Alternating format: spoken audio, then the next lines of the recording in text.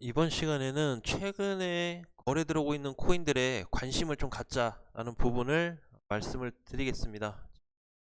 예를 들어서 뭐 비트코인이나 지금 현재 이런 코인들은 전체 하방으로 좀 가고 있는 반면에 오늘 스팀 또는 스팀 달러, 어제는 이제 파워레처처럼 이렇게 수급이 좀 들어오면서 반등이 주고 있는 코인들이 요즘에 하나 둘 올라오고 있다라는 부분을 우리가 조금 좋은 의미로 해석을 좀 해볼 수 있을 것 같아요.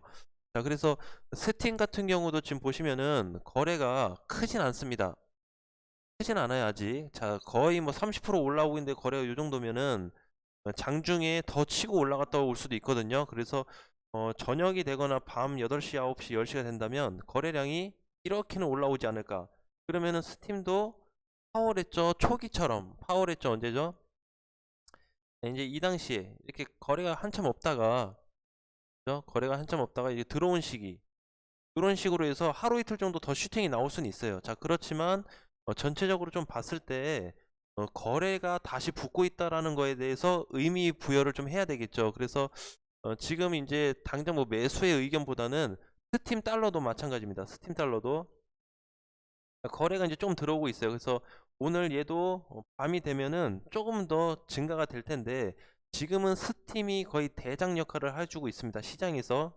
자, 그래서 아까 전에 아침보다는 수급이 훨씬 더 빠르게 붙고 있고, 자, 또 하나 이렇게 올라오고 있는 코인들 중에서 아더라는 코인을 좀 잠깐 보면은, 아더라는 코인도 최근에 급등이 나왔다가 눌렸다가 다시 스테를 주면서 지금 준비를 좀 하고 있다고 보여지거든요. 그래서 이렇게 수급이 들어온 코인들에 대해서 지금은 기기를 좀 기울여야 될 때다.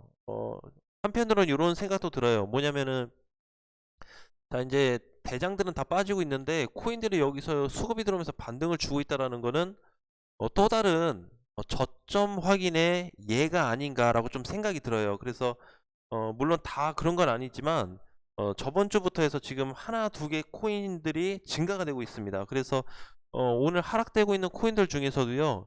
자, 비트토렌트, 그쵸? 수급이 확실하게 몰린 코인이고, 그 다음에 코박 토큰, 코박 토큰도 1월 3일 날 급등이 나왔지만 시간의 투매가 나오긴 했지만 그래도 수급이 다시 좀 붙었다라는 거. 그 다음에 아크, 아크라는 코인도 최근에 밑바닥에서 수급이 많이 좀 들어오는 상태인데, 이런 코인들 위주로 재반등 가능성을 지금은 조금 어 가능성을 좀 높게 봐야 된다라는 부분을 말씀드리고 싶어요.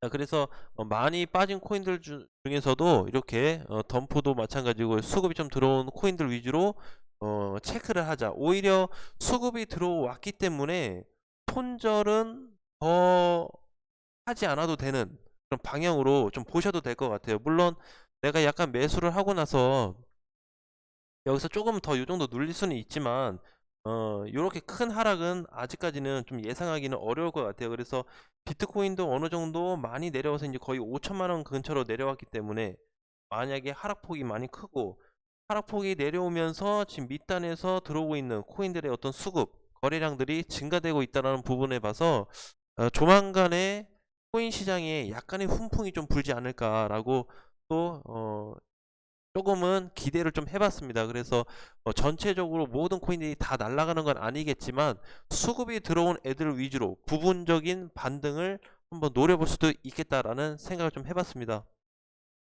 자, 카바라는 코인도 마찬가지죠. 카바도 12월 말 수급 들어왔고 1월 1일 날도 수급이 거래량이 들어오면서 빠른 반등이 좀 나왔었고요. 그 다음에 최근에 잘 올라가고 있는 체인 링크도 마찬가지로 밑바닥에 수급이 들어오면서 지금은 계속 우상향 되고 있는 코인으로 조금 되고 있어요. 그래서 우리가 이런 코인들이 내가 가지고 있는 코인은 수급이 안 들어왔는데 라고 슬퍼할 필요는 없을 것 같습니다. 내가 가지고 있는 코인에 대해서도 반드시 수급이 몰릴 가능성이 있어요. 자, 이제 뭐 본다면 STP 같은 경우는 수급이 안 몰렸죠. 근데 얘는 수급이 언제 몰렸어요? 이렇게 쭉 당겨서 보니까 예, 작년 10월에 수급이 몰렸네요. 그쵸? 10월하고 9월 말에 이 물량 아직 안 나갔죠. 그래서 저는 나갔다고 판단이 안 되기 때문에, 나갔다고 판단이 됐으면 요런 지지선은 충분히 깨고 내려왔을 텐데 80원까지 안 내려온다는 거죠. 그래서 어느 정도 좀 주가 관리를 해주고 있다. 그래서 이런 코인들도 수급이 붙어버리게 된다면 사실 160원, 200원 가는 거는 하루아침에도 갔다 올 수 있을 것 같아요. 최근에 반등 크게 나왔던 헌트 코인도 뭐예요? 갔다가 바닥까지 다 눌렸는데 1월 5일날 급등이 됐었죠. 900원에서 1300원 넘게 갔다 왔어요. 그래서 이런 식의 반등이 나올 수도 있고, 그 다음에 수급이 동반되면서 천천히 올라갈 수 있는 상승폭도 나올 수 있기 때문에 지금은 우리가 거래 쏠리는 거, 그 다음에 혹시라도 내 코인이 조용했는데 갑자기 급등세가 나온다라고 했을 때는 또 이제 비중에 대한 부분을 지금은 철저하게 관리를 해야 된다라는 부분을 말씀을 좀 드리고 싶습니다. 그래서 오늘 같은 경우에는 비트코인보다는 이더리움을 좀 보니까 이더리움에 대한 반등 구조가 조금 보여요. 그래서 오늘은 추세 하단까지 좀 내려온 상태입니다. 그래서 그동안에 이더리움이 추세 하단까지 내려왔을 때 흔적을 좀 보니까 하단에 올 때마다 반등을 좀 준 모습이 보여지는데, 이번에도 단기 반등은 좀 나올 것 같아요. 단기 반등이 뭐 크진 않겠지만, 그래서 약간의 상승을 주면서 쉬어가는 장이 좀 계속 될 것 같습니다. 당분간은 이더리움이나 비트코인이나 뭘 공략해야지라기보다는 얘네가 어디까지 빠졌을 때 내가 한번 추가 매수 또는 다시 코인이라는 거를 공략할지 생각하는 게 좋을 것 같고요. 지금 장에서는 계속 관망을 하면서 보유하신 분들은 홀딩을 유지해서 일단 시장 체크를 하시는 게 좀 좋을 것 같습니다. 지금은 뭐 사실 뭘 공략하고 그런 것보다는 가지고 있는 코인들에 대해서 가져고 홀딩하고 끌고 가는 것만으로도 큰 도움이 될 수가 있어요. 예를 들어서 뭐 내가 스팀에 물려 있었는데 이렇게 반등이 나오고 또 거래가 붙게 되면은 오늘처럼 시세가 뭐 2, 30% 이렇게 반등이 나오잖아요. 그렇기 때문에 그동안에 한두 달 막 빠진 게 하루아침에 올라가 버리기 때문에 이번에 잘 올라갔던 코인이 또 뭐 있었죠? 코스모스 있죠. 코스모스. 그쵸? 코스모스는 지금 추세가 돌파되면서부터 오히려 추가 상승이 더 나왔어요. 10,000원 정도 더 올라갔다 왔는데, 자, 이런 식의 폭을 우리가 기대를 해볼 수 있다라는 거죠. 그래서 흐름이 전환이 됐거나 수급이 들어오거나 아니면 갑작스럽게 급등이 된다든지 그런 모든 상황을 고려를 해서 내 코인이 이렇게 올라온다면 지금 어떻게 할지에 대한 부분을 전략을 좀 짜보시는 것도 도움이 많이 되실 것 같아요. 자, 그래서 지금은 많이 하락된 코인과 돌파돼서 올라가고 있는 코인, 거래가 실리고 있는 코인들로 분별이 되고 있는 장세이기 때문에 어떻게 보면은 모든 코인들이 수급이 안 들어오고 있는 게 아니고 이제 조금씩 들어오네? 돈이 이제 조금씩 들어오네. 활성화가 좀 되네. 그리고 한두 개 코인뿐만이 아니고 지금은 돌려가면서 코인들에 대한 어떤 거래가 조금씩 급등이 되고 있네 라고 봤을 때는 전반적으로 그냥 흐름에서 느낌으로 봤을 때는 잘하면 밑단까지 어느 정도 내려왔을 수 있겠다라고 한편으로 또 생각을 해볼 수 있을 것 같아요. 그래서 지금은 과한 하락이 이미 나온 상태이기 때문에 더 이상 손절해서 다 팔고 나갈 자리는 아니다라는 부분을 말씀드리고 싶고, 지금도 홀딩이 유효한 상태에서 우리가 그냥 가져가자, 조금만 더 이겨내자, 시간적인 부분을 가지고 해결만 좀 해준다면 충분히 코스모스처럼 시세가 전환돼서 올라갈 수 있는 장세가 곧 나올 거다라는 말씀을 드리고 싶습니다. 그냥 무작정 희망해도라는 관점보다는 요즘에 코인들 각각 하나씩 봤을 때 들어오는 물량으로 좀 내용을 좀 살펴봤어요. 그래서 체인링크도 그러고 파워레저나 뭐 엘프도 마찬가지고, 그쵸? 그래서 요런 코인들을 쭉쭉쭉 봤을 때 그동안에 요런 흐름이 없었는데 갑자기 하나 두 개씩 코인들이 튀어나오네. 튀어나오면서 그렇다고 차트가 하루 만에 올라갔다 망가진 거는 거의 몇 개 없어요. 5개도 안 됩니다. 근데 대부분들의 코인들이 슈팅 나오고 나서 그 어느 일정한 구간을 깨지 않고 있다라는 거, 그거에 대한 포인트, 그 다음에 거래가 실리고 있다라는 포인트를 주목해서 살펴보실 필요가 있을 거라고 좀 보고 있습니다. 그래서 거진 바닥이 다 왔다. 큰 하락은 거의 다 왔다.